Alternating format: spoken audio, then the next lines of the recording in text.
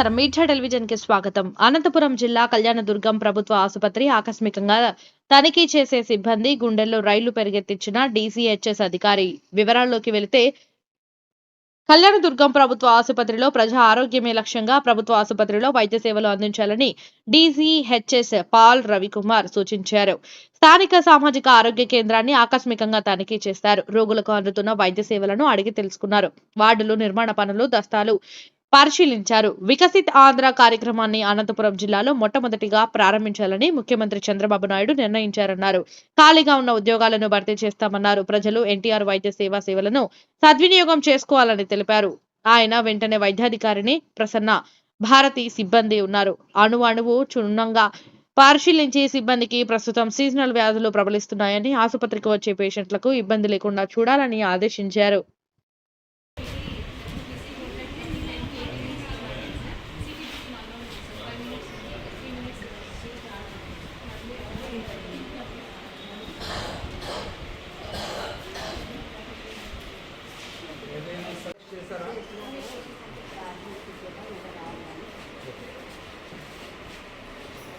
నాలుగు చూపించా. ఏం తిన్నావు ఉదయము? బాగానే ఉందా? నీకేంది అమ్మా?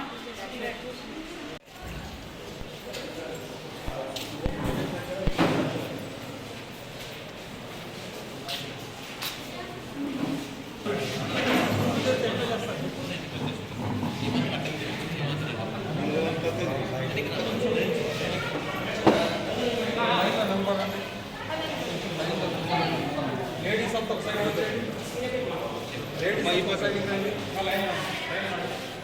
లేడీస్ అంతా ఒకసారి రండి.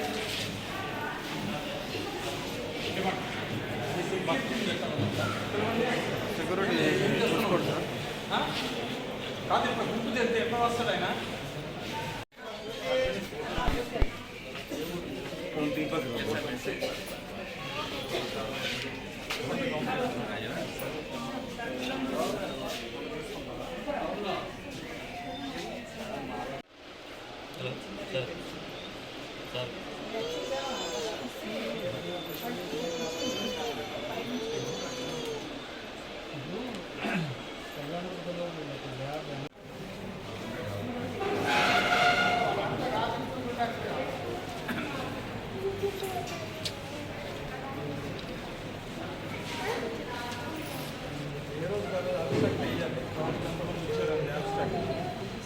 ఇక్కడ వెయ్యాలి.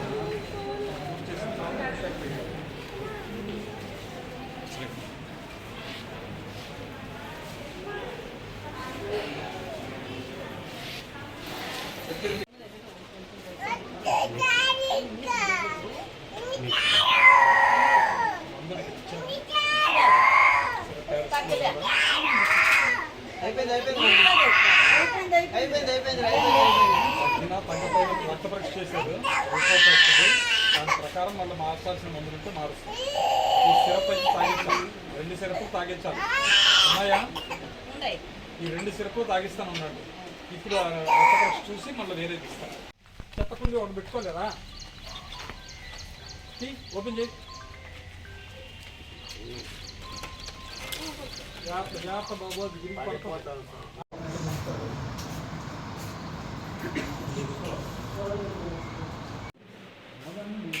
ఈ మాత్రం లేని వాళ్ళు కూడా హాస్పిటల్స్ ఉన్నాయి. చాలా హాస్పిటల్ ఈ మాత్రం కూడా లేదు. హాస్పిటల్లో ఏం లేదు. చాలా హాస్పిటల్స్లో ఈ మాత్రం లేదు. ఉన్నదాన్ని సద్వినియోగం చేసుకోండి. లేదని చెప్పేదాన్ని ఓఆర్ఎస్ ప్యాకెట్ ఇచ్చారండి. జీఈకే నుంచి ఓఆర్ఎస్ ప్యాకెట్ ఇక్కడ ఉండాలి. ఇది కూడా ఏం కంపెనీ అన్నీ ఇక్కడ డంపింగ్ యార్డ్ లాగా పెట్టుకున్నారు. ఏ రకంగా ఇక్కడ నిలబడతారు? నీకే కదా నష్టము. అదే దీనికి ఆల్టర్నేటివ్ అంతా అరేంజ్ చేయిస్తాము. ఇక్కడ ఈ ప్రాంతాన్ని శుభ్రంగా పెట్టండి.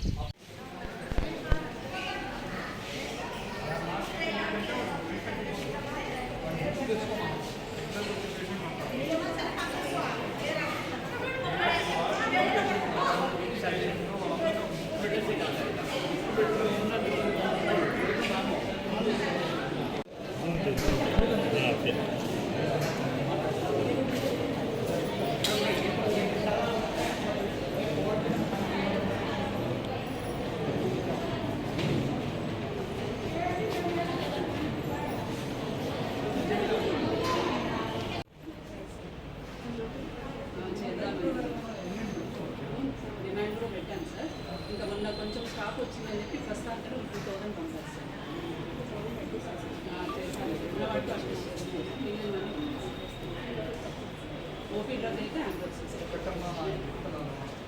ఎక్కడ పేషెంట్ పోయి చీటీలు రాసిచ్చి బయట చీటీ వాళ్ళు అక్కడి నుంచి మాకు ఫోన్ చేసి మీ హాస్పిటల్లో డ్రగ్స్ లేవు ఇట్లా మాకు బాగా ఖచ్చితంగా తెప్పించుకునే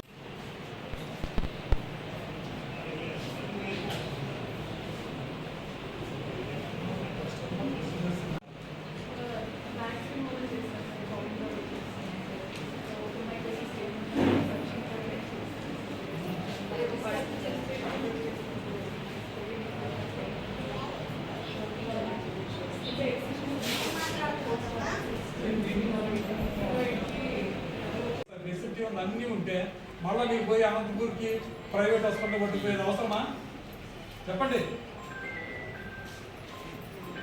ఎన్టీఆర్ వైద్య సేవ white ration card white ration card ఉన్నా ఇక్కడికి వస్తే గైనకాలజీ మేడం ఉంటారు, నార్మల్ డెలివరీ చేస్తారు, అవసరం అంటే మీకు ఆపరేషన్ కూడా చేస్తారు ఇక్కడే, సిజేరియన్ ఆపరేషన్, మళ్ళా పిల్లల ఆపరేషన్ కూడా చేస్తారు ట్యూబెక్టమీ రెగ్యులర్గా. ఇవన్నీ ఇక్కడ చేయించుకోవాలి. మీరు ఊరికి అక్కడెక్కడికి పోతామంటే కాదు. ఆశాస్ మీరు పట్టుకున్నట్టుగా చూసుకుని ఆ పేషెంట్ ఇంటి దగ్గర ఫాలోఅప్ చేయాలి. ఎక్కడన్నా మెటర్నల్ డెత్ కానీ పీడియాట్రిక్ డెత్ కానీ వస్తే మాత్రం బాగుంటుంది.